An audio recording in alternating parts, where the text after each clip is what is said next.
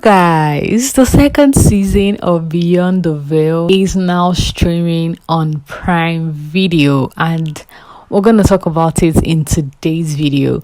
At first, I wasn't really sure how I was going to do the review, if I was going to take it 2 episodes per review or 3 episodes per review, but fortunately for me, I was able to see all 6 episodes this weekend, and I'm just like, why don't I give it a one-off shot? Let's just talk about everything in this video. So pardon me, indulge me, this video might be long, but I mean, we're not just getting long videos on this channel, right? So yeah, I think we're going to get to the questions first.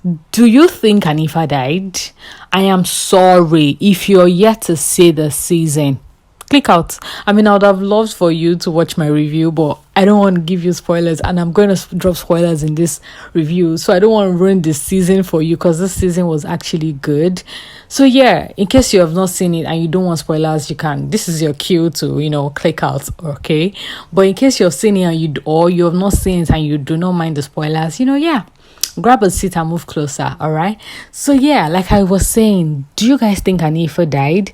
I personally think Hanifa didn't die. I think she just passed out from the stress and from the shock of her possibly losing her baby. When the baby got brought out of her, the baby wasn't crying. I know they were doing this whole suction thing on the baby, and that kind of gave her some scare. So that explains why she passed out.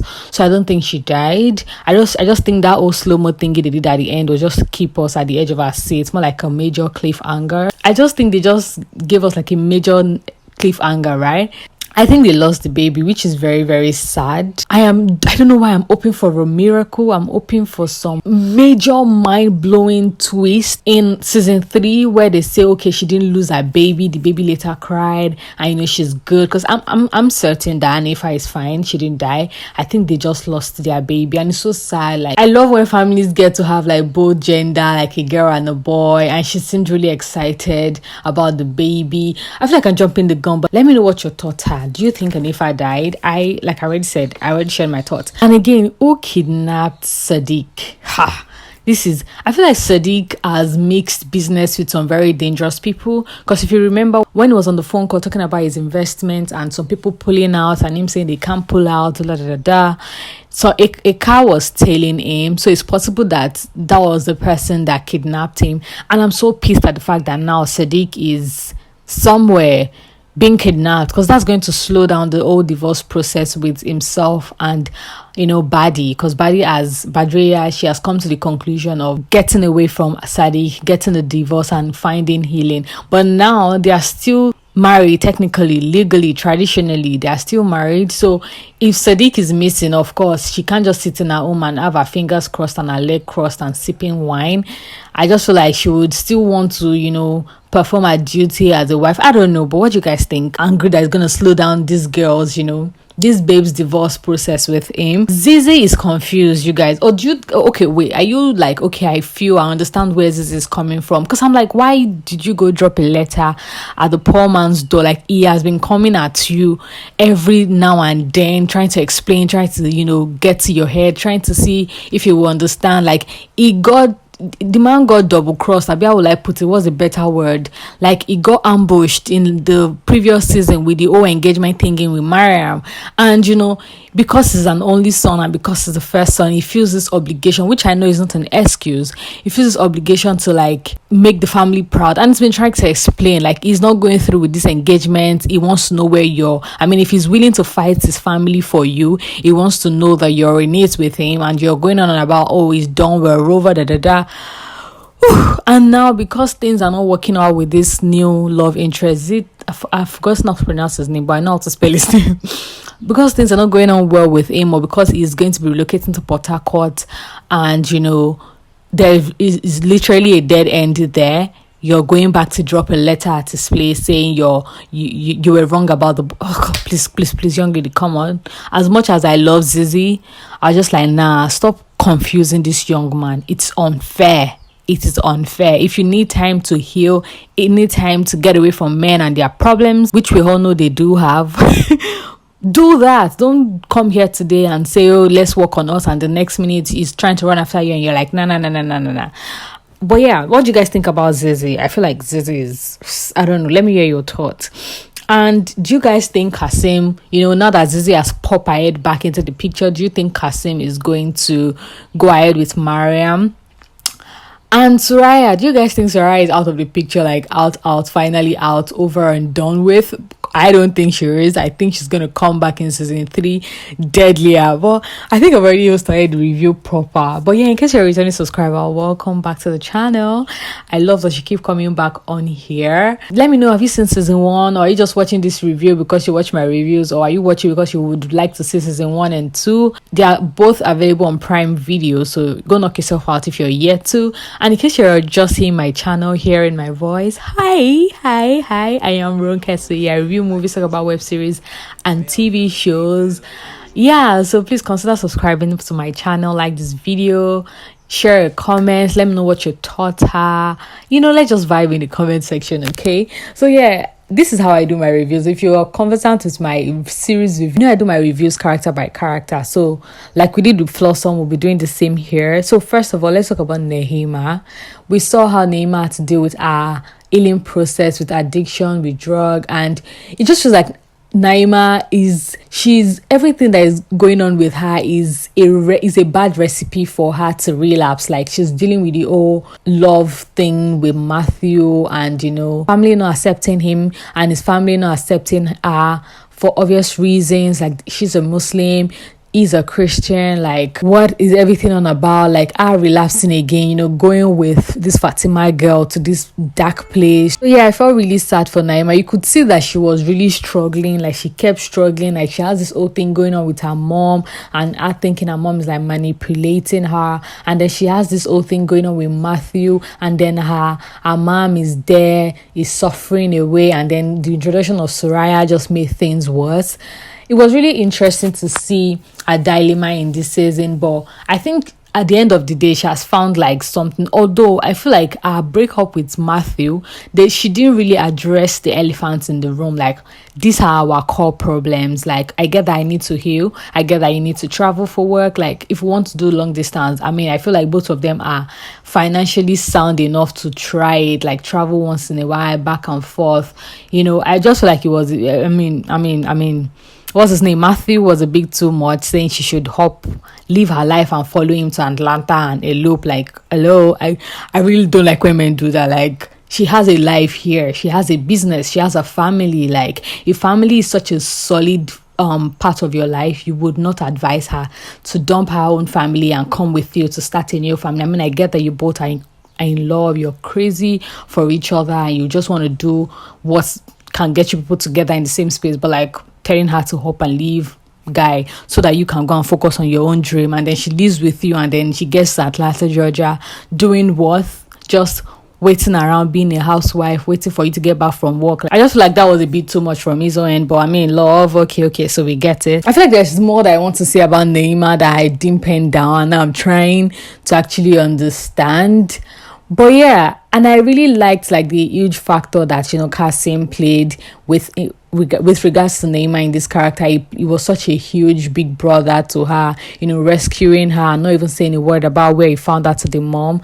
So yeah, I think right now, even though she didn't really address like the elephant in the room with Matthew when she was ending things with him, I feel like to a point she has sort of found like peace for the time being. She's gonna focus on her mom, focus on her recovery and all that stuff. So yeah, compared to the others, I think she has less drama going on with her. Now, Baddie and Sadiq, oh my goodness, like, I know how all of us were like pushing for Baddie to snap out of this delulu land, of her being delusional, of this dream, this fairy tale.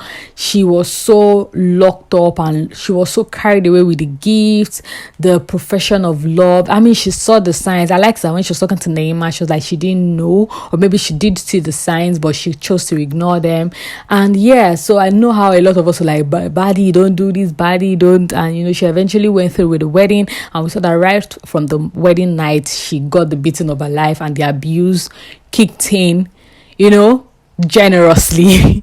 So yeah, it was, I felt really bad for her. Like she has to go through all that abuse. And Sadiq, being with people like Sadiq is so crazy. Like you can see they have love for you, but at the same time you can tell that they are dealing with so much beyond the love that they have for you, because they can actually go beyond that love and actually hit you, and then they are hitting you, and then they are saying, you see what you made me do, you're at fault, you made me do this, why would you keep doing things that will trigger me? And at some point she doesn't even know what triggers her anymore. I feel like she got lucky, in the sense that she got lucky to have like a senior wife, a co-wife that is compassionate and understands what she's going through. I mean, we saw that with Tope Olowoniyan's character. I was really surprised to see her, by the way. Huge fan here.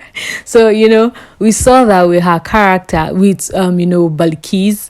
She was there for Baddie. She understood her plight. She tried to be there for her. So I mean, overall, Baddie didn't absolutely feel alone. It's possible that she didn't feel absolutely alone, but she still felt alone at some point. Her not having access to friends, family, and all that stuff. At the end of the episode, we saw that she's filing for a divorce. She has broken the news on the internet. I mean, all thanks to Soraya. Everyone on the internet knows that she's been lying about the glitz and glam of her marriage, and she's going through an abuse. And I really liked how they put into consideration, with regards to Balikis' story, Balikis' character, how Balikis' parents or family members or well-wishers started reaching out to her, like, oh, we saw this news with your young wife, is that what you're going through? And it just reminds you that when you're going through the same ordeal as someone who has been, who has had to keep quiet and take the pain in silence, you're actually not only speaking for yourself, but also like speaking for that person who doesn't have enough strength to do the same. Because Balkis has, thank God Baddie was sensible enough to use those pills and say she's not getting pregnant if that situation doesn't change. But Balkis, she's thinking about her children. She wants to stay. She doesn't think like, who will give her a life that she's enjoying with Sadiq. I mean, she's been able to manage him over the years, so she can do that for the rest of her life or for the rest of her marriage with Sadiq. I mean, if he dies first or if she dies first. But yeah, I feel like that passed on such a strong message with, with both of them, like both wife, like, Baddie speaking up and that affecting Balkis as well. And those documents Balkis found out at the bed, I really couldn't read the content, but it may seem as though that, Sadiq is in so much debt. And maybe those debts of his led him to the bad guys that eventually kidnap him. This is just my head doing the math, but let me know what you guys think. Let me know what your theory is in the comment section. Whew. Hanifa, oh my goodness. I feel like, I don't know who else felt like there was such a change in Hanifa's marriage from season 1 and now. I feel like Hanifa has done like a lot of work, and she's reaping the fruits of the work she's done at the early stage of her marriage. Because in season 1, Hanifa's husband would not even want her to work. He wouldn't want her to put so much time on drawing and architecture and all that. And her mother is the one now referring his wife for a job. My jaw dropped. I'm like, whoa, so men can actually come around. Like, it was really interesting. You could tell that he wasn't even doing that from a place of, oh, we are tight financially. He's trying to get his payment. The family, they had to move. They need more money. They need, they're expecting a new addition to the family. So that it means more mouth to feed, more funds needed. I don't even think it was coming from a place of that. I think it was coming from a place of like, he sees the potentials in his wife. He appreciates her now. He believes in her skills. He believes in her talent and her career. And it was really attractive. Like, I was just like, oh my God, Hamadu referring his wife for a job. I'm like, nah, get out of here. What is going on? But it was really good to see like the change in their marriage. And I was really happy for Hanifa. Like, she's had to bear a lot. I mean, cast your mind back to season 1. Hanifa that would make sure that she doesn't spend too much time drawing because she has to prepare his meal. She has to go and pick the kids. He will come back, he will complain.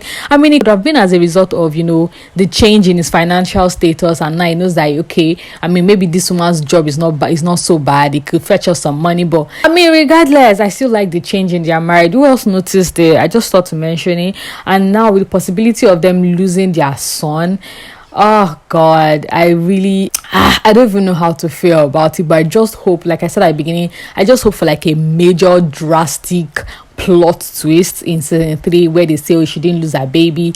But I know Hanifa is good. I know Hanifa is alive. She just needs to recover. Yeah, but I mean, it was also good to see Hanifa's sister come around, help her, be of help to her, and all that. I mean, it was good to see a new face in that family and in that setting. Now, on to Kasim and Mariam. Oh, the first time I set my eyes on the Mariam lady, the lady that played Mariam, I was like, God bless whoever did the casting. Did you guys notice something about the casting for this series? It just feels very different and very fresh and well done. I totally love the vibe this Mariam girl is giving, even though she's like very subtle, seem reserved and shy and gentle and innocent. I don't know why I feel like she might have some things wrapped around her fingers, but no, let's just not jump into any conclusion. But I sort of feel terrible for her because we know that all these long trips and back and forth we are having to do with Kasim and Zizi, we know they are eventually going to come back together at some point. So I'm just like, Mariam is gonna definitely get hurt in the process. We saw that Kasim hasn't really been forthcoming with her in respect to the engagement that was, dumped on him in the last episode in the last season. But like they've not moved forward with the whole date thingy. And after Zizi has shut him out so many times, is now like tilting towards her, like, okay, the doors with Zizi might be completely shut out. So I might as well just explore things with this Mariam. She seemed like a good girl. She's and there's just something attractive about a lady that knows her onions, are so focused on work and so career driven. So I think that's where it's sort of getting this attraction from, that's to be able to connect with Mariam. And Jude is finally settling into that, he's going on dinner date with her, and Zizi is back with you.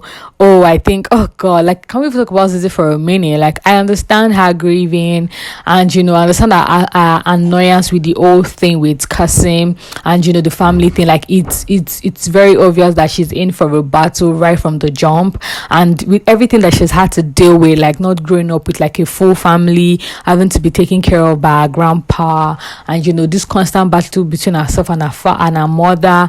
And I feel like she just feels like she doesn't need more drama, she doesn't need more fights, she doesn't need to prove herself to a new set of people. I'm talking about her in-laws if she gets to be with Kasim. So I understand her trying to like get away from all that drama, but like I'm like, this thing did not go well with this new guy that you thought you guys were going to have a thing, get focused on and everything, and now you're trying to get back into Kasim's life. I'm just like, I mean, they might eventually get back together, like, although the response Kasim gave to the letter like he saw on his door, it wasn't exactly like, yay, she's finally coming around, she's finally ready to give this another shot kind of vibe. It seemed sort of pissed, kind of like with the way he even ripped the paper away, yeah.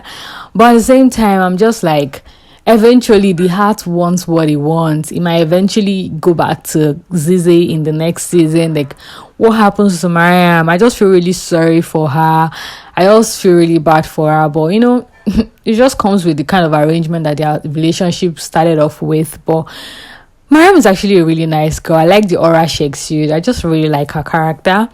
I think we talk about Zizi and this new guy. Yeah, I think they have great chemistry. I would have actually loved for them to explore things, and possibly now, I think they explore things to an extent, yeah. But I feel like the whole thing ended too soon. But let me know, are you team Kasim or team this other guy that I can't seem to pronounce his name, but I remember the spelling? I think I'm just being careful not to ruin the name, that's why I'm not pronouncing it. But yeah, Soraya, oh my God, Soraya is such a demon. Soraya put us through hell in season 1, and she didn't do less in this season. Like her, coming back into Naima's her mom, selling her products under the disguise of Naima's name, trying to get her client, trying to seduce Kasim. Like, girl is not over her obsession with him. You're spending so much money on charm that has refused to work. And what was that whole drama with the guy that came out from the car, was harassing her in front of Naima's mom? I mean, they should give us a tea on that. It seemed really juicy. The man seemed very furious. But do you guys think Soraya is gone for good?